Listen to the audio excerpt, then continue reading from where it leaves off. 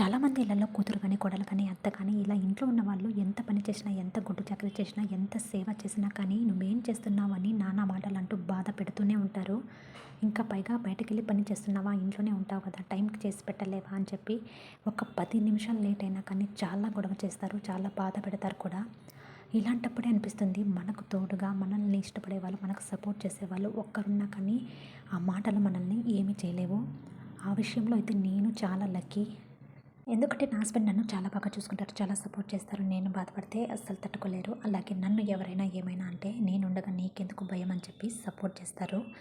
అందుకు నేను చాలా అదృష్టవంతురాలని అని చెప్పాను. ఈరోజైతే బ్రేక్ఫాస్ట్కి దోశ, కొబ్బరి పల్లి చట్నీ అయితే చేశాను. ముందుగా కొబ్బరి సన్నగా తరుక్కునేసి కొబ్బరి, పల్లీలు, పచ్చిమిర్చి అన్నీ కూడా ఒక్కొక్కటిగా సపరేట్గా ఆయిల్లో వేసి బాగా వేయించుకున్నాను. ఇలా వేయించుకోవడం వల్ల పచ్చి వాసన పోయే టేస్ట్ అనేది చాలా బాగుంటుంది.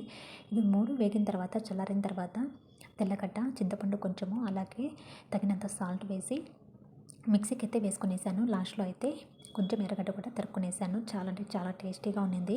అలాగే నేనైతే దోశకి ఎప్పుడు పిండి అయితే ఆడించి పక్కనైతే పెట్టుకుంటాను. ఒక 2 మంత్స్కి సరిపడా అయితే చేసుకుంటానన్నమాట.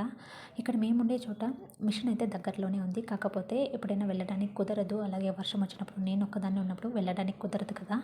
అందుకని చెప్పి మా హస్బెండ్ అయితే ఇలా అయితే చేసుకోమన్నారు. అందుకని చెప్పి నేను ఒక 2 మంత్స్కి సరిపడా పిండి అయితే ఆడించి పక్కనైతే పెట్టుకుంటాను.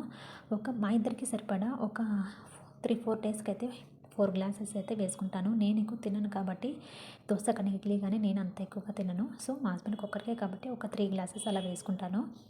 అందుకని చెప్పేసి నేను చెప్పాననమాట, నేను ఎలా చేసుకుంటాను అని చెప్పేసి. దోశ అయితే చాలా అంటే చాలా బాగా వచ్చింది.